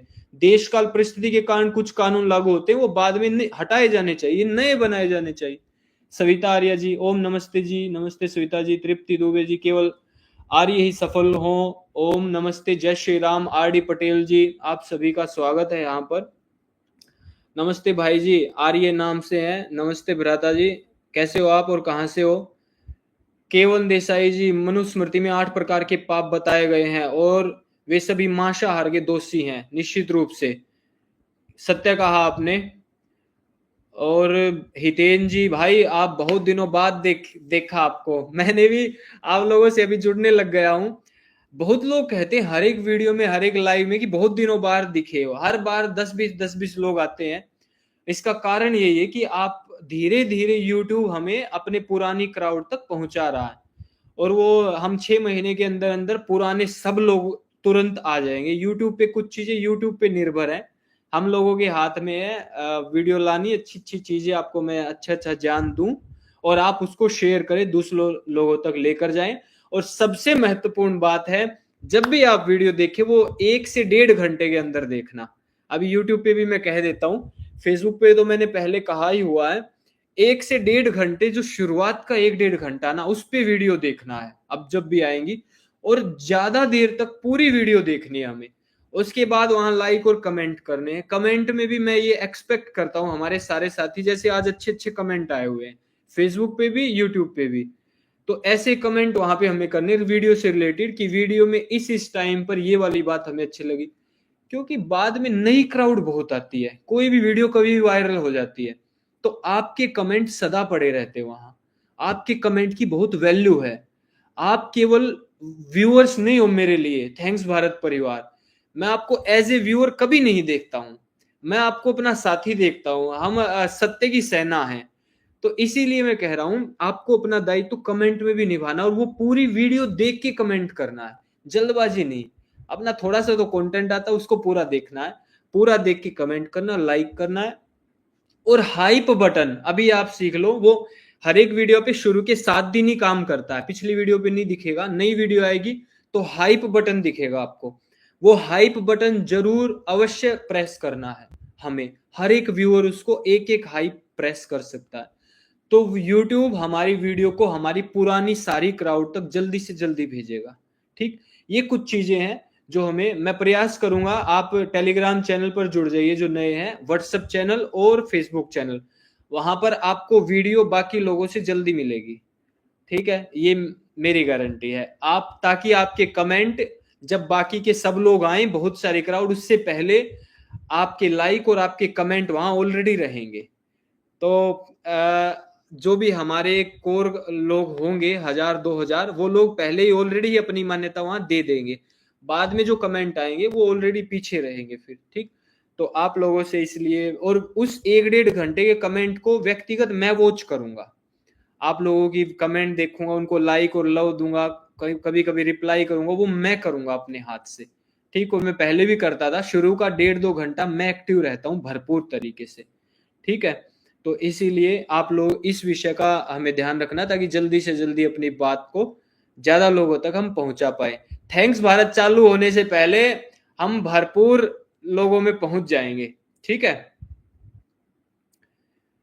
बहुत बढ़िया, आप जीव हत्या का विरोध सब लोग कर रहे हैं, मुझे अच्छा लग रहा है। दीपक मिश्रा जी कह रहे हैं, गुरुजी प्रणाम, आप लाइव कार्यक्रम को बता दिया कीजिए। ये बात तो सत्य है, मैं लाइव आता हूँ, अचानक से आ जाता हूँ। उसका कारण ये है कि मैं अपने अध्ययन में लगा रहता हूँ, या कभी कभी कार्यक्रमों में, तो मैं अचानक से, मेरे को लगता है 1-2 घंटा मिल गया मुझे, तो तुरंत बैठ उठ के मैं सोचता हूँ कि अब ये विषय मुझे बताना चाहिए, तो आ जाता हूँ। लेकिन मैं वीडियो की जानकारी आपको 2-3 घंटे पहले दिया करूंगा, वीडियो आने से 2-3 घंटे पहले उसका लिंक आपको मिल जाएगा, तो आप उसको फुल देखना, पूरा देखना बहुत महत्वपूर्ण है, अन्यथा उसकी हानि भी हो जाएगी फिर, ठीक है। और वहाँ कमेंट करना आपका अच्छा। और टेलीग्राम नहीं चलता मलेशिया में, कोई बात नहीं, आप व्हाट्सएप चैनल से ज्वाइन कर लीजिए, हमने सब जगह चैनल बना दिए और वहाँ सब लोग जुट गए हैं, और फेसबुक चैनल वहाँ, और इंस्टा की स्टोरी, सब जगह आप जहाँ जहाँ, सब जगह, क्योंकि मैं सब जगह उसको डालूंगा, ठीक। सच्चाई, शिवलाल खोजाई जी कह रहे हैं कि भगवान श्री कृष्ण के ग्रंथों में कुछ रास लीला माखन वो गलत बातें बताई गई, हम सत्य को आगे बढ़ाएं। बिल्कुल आगे बढ़ाएंगे हम, निश्चित रूप से आगे बढ़ाएंगे, सत्य को बढ़ा ही रहे हैं। अभी देखो हम प्रारंभ ही किया है और इतने सारे लोग जगह जगह पर जुट गए हैं हमसे, तो बहुत बहुत धन्यवाद। अच्छा लगा मेरे को आप सभी से जुड़ के, लंबे समय बाद जुड़ा हूं मैं, और लगभग 1 घंटा हो गया, पता भी नहीं चल रहा। मैं 1 घंटा, मेरा थोड़ा अभ्यास भी है लंबे समय तक बोलने का, कई कई घंटे के शिविर भी मैं लेता हूँ। चौधरी पीयूष जी, आप संभवतः अभी आए हो, आप बाद में इस लाइव को देखना, इस्कॉन के पूरे मैटर पर आपको मेरी एक पुस्तक मिल जाएगी, तो आपको वहां सारे प्रूफ और प्रमाण मिलेंगे कि अंत में उन्होंने हाथ पीछे कैसे खींचा, और एक पोस्ट लिखी अपने 2.5-3 मिलियन के चैनल पर, अभी भी वो पोस्ट है कि हम ये नहीं करना चाहते हैं, तब वो मामला हो गया था। तो वो आप सब देख लेना बाद में, thanksbar.com पर वो पुस्तक है। जय श्री राम भाई, कभी गुजरात में भी आप आओ। भावा पटेल जी, मैं आया हूँ गुजरात में निश्चित रूप से, और मैं कार्यक्रमों में भी वहां पे, ईसाइयों के वहां पर मैं कई बार आ चुका हूँ, और बहुत सारे सनातनी बने थे ईसाई बंधु और परिवार वाले वहां पर, मैं कार्यक्रमों में जब मैं वहां गया था, तो मैं फिर से आऊंगा तो आप लोगों को सूचना दूंगा मैं। बंसी बंसी राहुल भाई, सत्यार प्रकाश और मनुस्मृति का शॉर्ट वीडियो बनाओ, सब बनाएंगे, निश्चिंत रहो। अभी अब इस बार आया हूं तो तसल्ली से काम होगा, धीरे धीरे निरंतर आता रहूंगा मैं। अब हर 2-3 दिन में एक शॉर्ट आ रही है, रील आ रही है हमारी, मेरी व्यक्तिगत आ रही है, और मैं पुरानी नहीं है, ताजा तरोताजा बना रहा हूँ, और वीडियोस भी आ रही हैं, और वीडियो और भविष्य में तेजी से आएंगी। सुमित दलाल, नमस्ते भाई जी, नमस्ते जी। सुमित जी कैसे हो आप? और मेरा नंबर है 7015123619, ये व्हाट्सएप पर है। मेरे साथी, व्यक्तिगत नंबर नहीं बता रहा हूँ, लेकिन यहाँ पर व्हाट्सएप जो है, मैं बीच बीच में देखता हूँ, और किसी से मैं संपर्क यहाँ से करता हूँ बीच बीच में, इस नंबर से जब मेरे साथी मेरे पास होते हैं, वो आ जाते तो करता हूँ सब लोगों से, यही एक नंबर है। बाकी अगर ऐसे व्यक्तिगत नंबर मैं सोशल मीडिया पे तो रखता भी नहीं हूँ मैं, अस्तु। विजय कुमार, जय भारत, जय थैंक्स भारत जी। विजय जी बहुत बढ़िया भाई जी, इतने दिन कहाँ थे? राकेश आर्य गोयल जी, बस परमात्मा की सृष्टि में और अपने कार्यों में लगे हुए थे, जैसे आप सभी लगे हुए थे। महिपाल दुलम जी, हर हर महादेव। गुरु जी हर हर महादेव। मणिपाल जी कैसे हो आप, कहाँ से हो?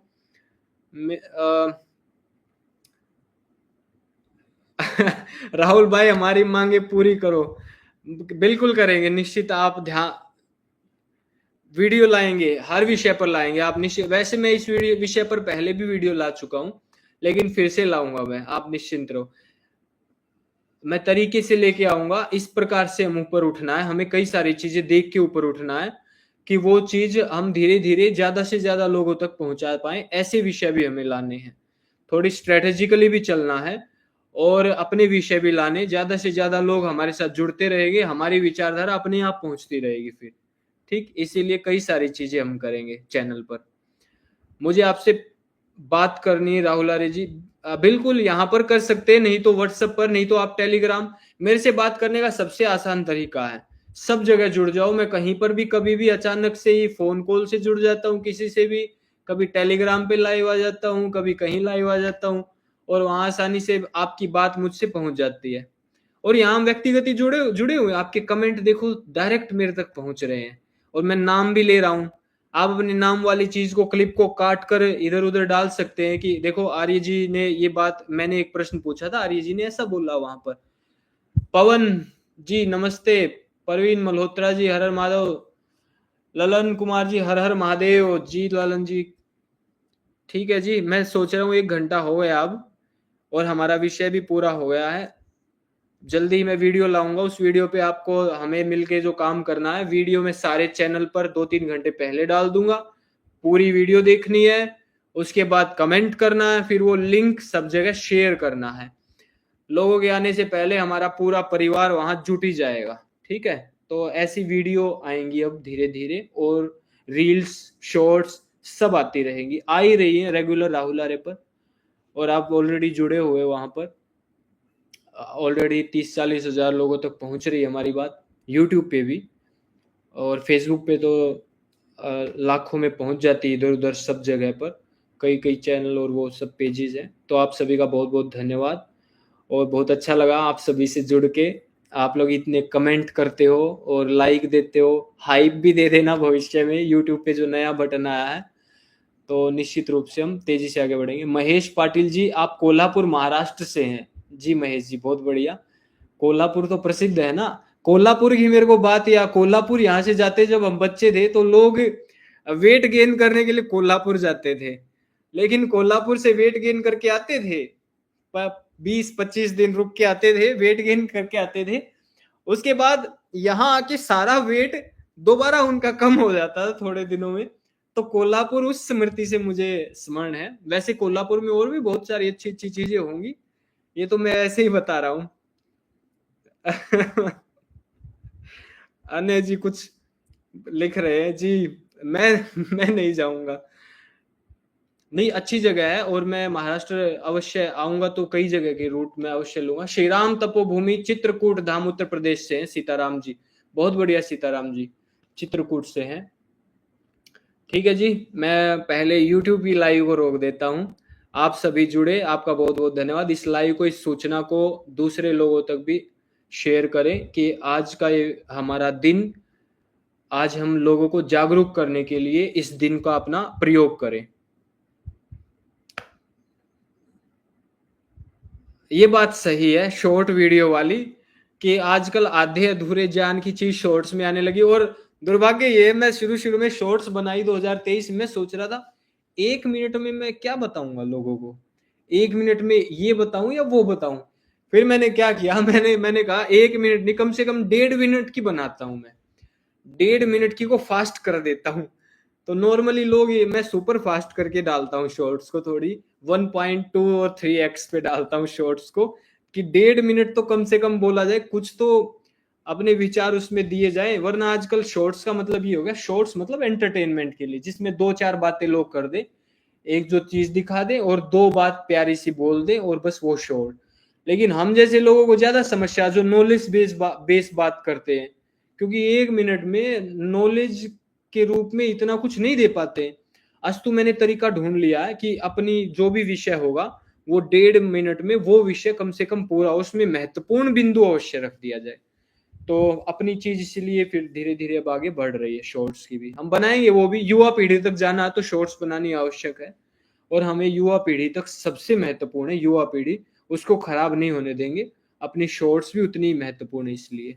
ठीक, विनीता चटर्जी इज वॉचिंग, बहुत बढ़िया विनीता जी, नमस्ते। आर्य पवन अहलावत, कैसे हो पवन जी? आप संपर्क करना बाद में, पवन जी को मैं जानता हूँ, बहुत लोगों को मैं जानता हूँ यहाँ पर। महेश पाटिल जी, पवन जी को वो व्हाट्सएप वाले ग्रुप में आप रहोगे तो वहाँ चीजें जल्दी मिलेंगी, या व्हाट्सएप के चैनल या सब जगह आप भी रहना, आप सभी के लिए भी ओपन है प्लेटफॉर्म सारे के सारे। टेलीग्राम वाला भी सबसे पहले महेश पाटिल जी, सब लोग, मैं फेसबुक और यूट्यूब दोनों पे लाइव, और मेरा बहुत अच्छा अनुभव मिला भाई मेरे को आज। ये मैं कोई विषय लेके आऊं तो दोनों जगह, कुछ लोग यूट्यूब पे हैं तो यूट्यूब पे, फेसबुक पे, सब जगह तुरंत बात पहुंच जाए। और टेलीग्राम पे अलग से लाइव आता हूँ, केवल ग्रुप वालों के लिए आता हूँ, तो वहाँ टेलीग्राम पे भी आप जुड़ जाइए, और व्हाट्सएप के चैनल पे भी, टेलीग्राम के चैनल पे भी, और इंस्टाग्राम, फेसबुक चैनल वाले, फेसबुक वाले भाई बंधु बहने माताएं सब लोग फेसबुक के चैनल पर भी अवश्य जुड़े, वहां पर ज्यादा लोग जुड़े हुए हैं अचानक से 1-2 दिन में, तो वहां पर बाकी भी जुड़ेंगे तो हम उस पर एक्टिविटी बढ़ाएंगे। मैं व्यक्तिगत रूप से सब जगह एक्टिव हूँ इस टाइम पे, और आगे मेरी एक्टिविटी और बढ़ेगी, आपकी आवाज को और मजबूत करेंगे। आदिकल आ रही है, नमस्ते भाई जी, कैसे हो आदिकल जी? आपके साथ मेरे को, मेरी स्मृति में है आपके साथ मुझे वीडियो बनानी है, आपने 1-1.5 साल से कहा राहुल भाई आओ हमारे साथ आओ, मैं अवश्य आऊंगा, बस अभी थोड़ा समय दो मेरे को, मैं लगा हुआ हूँ भी, इधर उधर के कार्यक्रम भी, फिर सोशल मीडिया पे भी एक्टिविटी, और इस बार मैं सोशल मीडिया छोड़ने वाला नहीं हूँ, तो आप मेरे को 2-4 महीने दो, उसके बाद मेरे पास जब टाइम भरपूर, सोशल मीडिया अच्छे से एक्टिव हो जाएगी, सारे लोग जुड़ जाएंगे सोशल मीडिया पर, हर जगह हमारे व्यूज लाखों में, मिलियंस में जाएंगे धीरे धीरे, फिर मैं सब लोगों को देखूंगा, और आप लोग तो मेरी प्रेफरेंस में हो, मेरी स्मृति में हो व्यक्तिगत रूप से, कि जब मैं थोड़ी समस्याओं में घिरता हूं तो आप लोग दिन रात सब लोग, जितने भी यहाँ कमेंट, सब लोग कैसे खड़े होते हो मेरे साथ कमेंट्स में भी, तो मैं वो चीज कभी भूल थोड़ी ना सकता हूँ। विजय वर्मा जी, कैसे हो विजय जी? मुसाफिर जी कैसे हो? भैया मुझे आपसे एक बहुत बात करनी है, बहुत बड़ी दुविधा में, यही लिख दिया करो भ्राता जी, क्योंकि बाद में तो फिर मैं, आपका एक ही भाई है, एक ही भाई को कई सारी चीजें करनी पड़ती है, यहाँ मैं इस आता ही इसीलिए हूँ, आपके लिए ही आता हूँ लाइव, अन्यथा मैं वीडियो बनाऊं तो इतने टाइम वीडियो बनाए तो वो और ज्यादा अच्छे से, लेकिन मैं लाइव आता हूँ आप लोगों के लिए, कि आप लोग अपने साथी से, अपने भाई बंधु से डायरेक्ट जुड़ जाओ, कि ये रहा हमारा भाई, ये बैठा हुआ है यहाँ नॉर्मल, ये कुर्सी, ये घर में बैठा हुआ है, जुड़ गए अपने आप, तो मैं आता ही इसीलिए हूँ लाइव पे, ठीक है। सत्यवैदिक, नमस्ते सत्यवैदिक जी। आर्यावर्त, नमस्ते गुरु जी। पवन एलाओ जी नमस्ते। अनुज त्यागी, नमस्ते अनुज जी। बिल्कुल भाई जी, हम खुश हैं आप फिर से एक्टिव हुए हैं। आदिकल जी, जी मैं भी प्रसन्न हूँ, आप लोगों से मैं मिल रहा हूँ ना, अब लाइव आ रहा हूँ बीच बीच में, तो मुझे भी बहुत प्रसन्नता हो रही है। उसके बाद सागर सनातनी जी, भैया ओम वर्सेस अल्लाह वाली वीडियो मेरे फोन में चल रही है, क्योंकि मैं नेपाल से हूँ। अच्छा अच्छा, हाँ आप नेपाल से इसलिए चल रही है क्योंकि वो यहाँ की गवर्नमेंट ने संभवतः उसको बंद करवाया, क्योंकि ये नोटिफिकेशन आई थी, तो मैं आश्चर्यचकित हो गया भाई। सनातनी हम सोचते हैं, लोग बोलते हैं, मैं तो इतना नहीं सोचता हूँ, लेकिन लोग ऐसा बोलते हैं, सब लोगों में प्रचार है कि कट्टर सनातनी लोग अभी शासन व्यवस्था और सब आई हुई है, मेरी वीडियोस को बंद करवा रहे हैं। बताओ भाई, मेरी वीडियोस में तो कोई गाली नहीं होती, सभ्य शब्द होते हैं, नॉलेज की बेस की बात करता हूं मैं, बिना प्रमाण के बोलता नहीं हूं मैं, सारी चीजें ठीक होती, मेरी वीडियो बंद करवा रहे हैं। अब पता नहीं क्यों हो रही, क्या चक्कर है, मेरे को भी समझ में नहीं आ रहा, तो गवर्नमेंट की शिकायत पर बंद हो रही है, कोई बात नहीं, देख लेंगे। शिवलाल खोजा जी, आपकी कृष्ण भगवान रक्षा करें, धन्यवाद शिवलाल खोजा जी। आपकी वीडियो में फेसबुक पोस्ट कर सकते हैं दीपक मिश्रा जी, निश्चिंत होकर करो, फेसबुक पर करो, यूट्यूब पर करो, बहुत लोग करते भी हैं, मेरे से पूछते हैं, लेकिन मैंने पहले कहा था 2016-17 में, तब तो संभवतः थैंक्स भारत परिवार ही धुआंधार तरीके सब जगह था, और तो कोई थे नहीं उस समय पर, तब लोग पूछते थे, मैं कहता था निश्चिंत रूप से डालो, मैं कभी कॉपीराइट स्ट्राइक आज तक किसी को नहीं दिए मैंने, ठीक, आप तो मेरे अपने हो, आपको तो मैं दे ही नहीं सकता हूं, बस इतना है कि आप 2-1 घंटे के बाद डालना, 2-1 घंटे, 2-3 घंटे इसलिए कह रहा हूं कि अपने 1-2 ऑफिशियल पेज और हैं, जैसे फेसबुक का है, कभी कभी हम अपना कुछ कंटेंट फेसबुक पे भी डाल देते हैं या इंस्टा पे भी, तो 3-4 घंटे के बाद आप डाल सकते हो, मान लो आज रात को यदि कोई वीडियो आई तो आपको 3-4 घंटे के बाद डाल सकते हो, लेकिन रात को, बहुत रात को मत डालना, उसको डालो तो नेक्स्ट डे डाल दिया करो। मेरी कोई वीडियो आपको अपने प्लेटफॉर्म पे डालनी, नेक्स्ट डे उसको डाल दिया करो, ठीक है। नेक्स्ट डे भी जब क्राउड ज्यादा एक्टिव होती, दोपहर को थोड़ी सी रहती है ज्यादा, उस समय डाल दिया करो। ये तो मैं ऐसे ही आपको नॉलेज दे रहा हूँ, जो डालने वाले लोग हैं उनके लिए बोल रहा हूँ ये। साहिल बजाज जी कैसे हो साहिल जी? आदित्य राज जी कैसे हो आदित्य जी? और वरुण दत्त जी कैसे हो? राहुल भाई, ये एक्स मुस्लिम मूवमेंट चैनल्स के बारे में आपकी क्या विचार है? क्या आप मानते हैं कि एक्स मुस्लिम चैनल्स हिंदुओं के वेपन्स हैं? मेरे तो भाई आउट ऑफ द वर्ल्ड विचार होते हैं, मैंने पहले भी लिखा है। अब मैं फिर कभी इस पे कोई शॉर्ट्स में बता दूंगा आपको। मैं इतना बस एक बात कह दूं, मैं ज्यादा भावुक मत हुआ करो। ज्यादा भावुक हमेशा घाटे में रहता है, बाद में कुछ और मामला निकलता है, दिखता कुछ और है। दुनिया इतनी अच्छी या सरल इतनी होती नहीं है, और हिंदुओं की यही एक कमी है, हिंदुओं को सुधार लेनी चाहिए कि ज्यादा भावुक मत हुआ करो, अचानक से कुछ और फिर पीछे पड़ लिए। भाई अब सब नॉर्मल है बापोली में, आपने इस आंदोलन को ताकत दी, हाँ अब सब ठीक है और परमात्मा की कृपा से ठीक रहेगा। वहां साप्ताहिक यज्ञ होता था, हवन यज्ञ करने वाले लोगों को पीटा गया था वहां पर, और हम वहां पर ताकत के साथ गए, पूरा बड़ा कार्यक्रम हुआ, बहुत बड़ा यज्ञ हुआ, बृहद यज्ञ हुआ, 3-3 यज्ञ था एक ही समय पर। और अब वहां पर दैनिक यज्ञ प्रारंभ होगा और नहीं रुकेगा यज्ञ, आप निश्चिंत रहें। गांव में 4-4 मस्जिदें हैं, 4-4 मस्जिदों में शांतिपूर्ण तरीके से नमाज हो रही है, और जहां हवन हो रहा है, यज्ञ हो रहा है, वहां आके अटैक कर दिया। अब बताओ भाई। और ये हमारे क्षेत्र की बात है, हमारे जो भारत है, भारत में उत्तर भारत, जहां पर इस प्रकार की चीजें हमने कभी सुनी नहीं, दूर दूर तक था ही नहीं कि ऐसा कुछ हो जाएगा, और वहां ऐसी कुछ हुआ तो हमें तो बहुत आघात लगा। और जिन्होंने भी किया उन्होंने वो भुगतेंगे अब उसका। और वहां पर जो अपने साथी थे उनको पूरा बल मिला, और वो निरंतर चाबी मिल गई है, खोल के अपना यज्ञ प्रारंभ कर दिया उन्होंने। कार्यक्रम आपने देखा होगा, मेरी शॉर्ट्स आपने देखी होगी। राहुल जी, अब आप दक्षिण गुजरात कार्यक्रमों में भी जाएंगे, धीरे धीरे अवश्य जाएंगे। और मैं लगा हुआ हूँ कि कैसे किस प्रकार से अच्छे अच्छे कार्यक्रमों में मेरे को थोड़ा ध्यान भी देना पड़ता है कार्यक्रमों में जाने से पहले, क्योंकि आप सभी को अब ज्यादा तो क्या बताएं, पता ही होगा। मैं कुछ ज्यादा अपने बारे में बताता नहीं हूँ कि आप लोगों को मैं भावुक करूं। जैसे बहुत सारी मूवमेंट चल रही है ना, जिनका आप नाम लेते हो, कोई एक्स मुस्लिम है, कोई मूवी बनाएंगे हिंदू, कोई कुछ करेंगे, मैं वो आदमी हूं नहीं भाई। मैं किसी को भावुक करके ये पैसे वैसे ठगना या ये सब चीजें हमें कभी, परमात्मा की कृपा से अपना दाल रोटी चलती है, अपना संगठन है, कोई संगठन में ट्रस्ट में कुछ सहयोग करता कर देता है, नहीं तो नहीं, इतना हम मैं ज्यादा टेंशन लेता नहीं हूँ, ठीक। और किसी को भावुक करके कि हाय ये हो गया मेरे पर, ये कर रहे, वो सब हमें आता नहीं है। हम अपना सीधे पादरे अपने काम करते हैं। तो इसीलिए उन्होंने मुझे, पता नहीं, चलो कोई बात नहीं, देख लेंगे इनको सब सब चीजों को। अब ये समस्या ये है, मैं किस किस से दुश्मनी मोल लूं। अब फिर भी सबसे ले लेता हूं मैं, लेकिन बाद में मैं सोचता हूँ कि ये 2-4 आदमी इर्द गिर्द वाले, फिर वो बाद में मेरे को परेशानी, नीचे नीचे जड़े खोदते हैं। तो और इसीलिए मैं आता हूँ। कम बैक तो मेरा 2023 में भी आप लोगों ने जबरदस्त, हमारी वीडियो धुआंधार गई, लेकिन तुरंत कंट्रोवर्सी हो जाती है, राहुल आरे आते ही पीछे पड़ लेते। पता नहीं इनमें कितना जहर और द्वेष भरा हुआ है कि ये व्यक्ति नहीं उभरना, इस व्यक्ति को एक्टिव होने ही नहीं देंगे, इतना द्वेष है। दुश्मन तो दुश्मन अपने भी गड़बड़ करने लग जाते हैं, ये समस्या है भाई।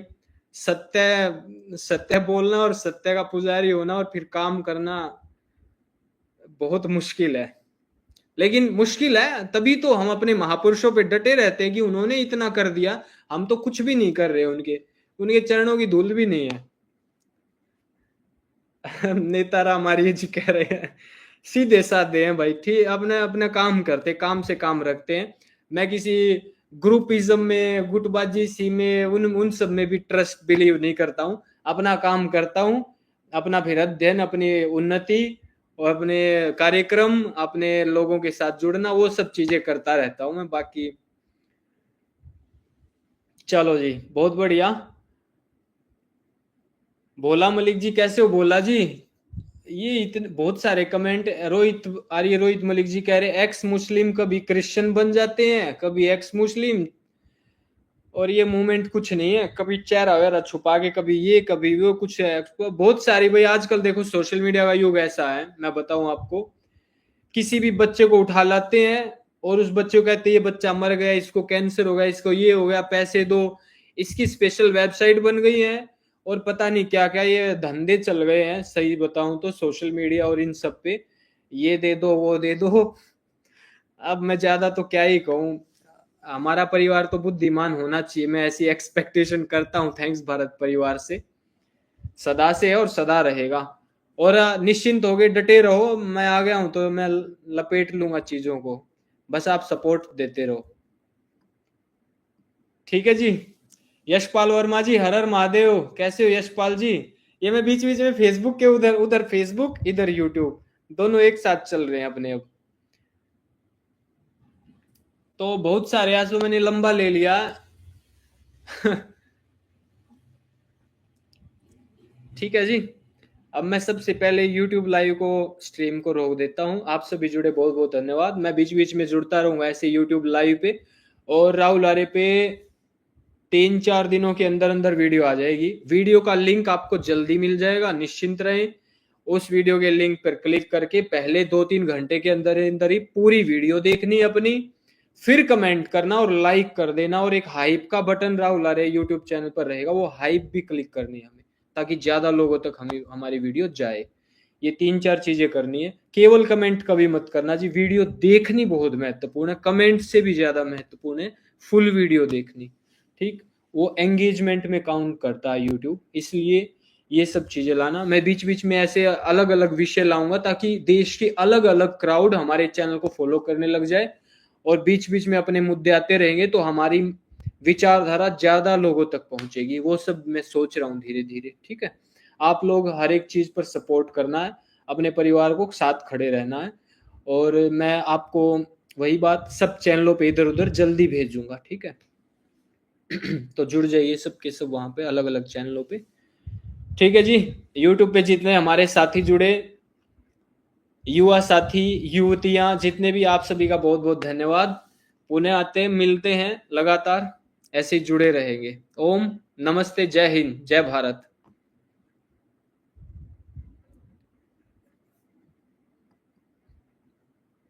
अब मैं फेसबुक तो चल ही रहा जैसे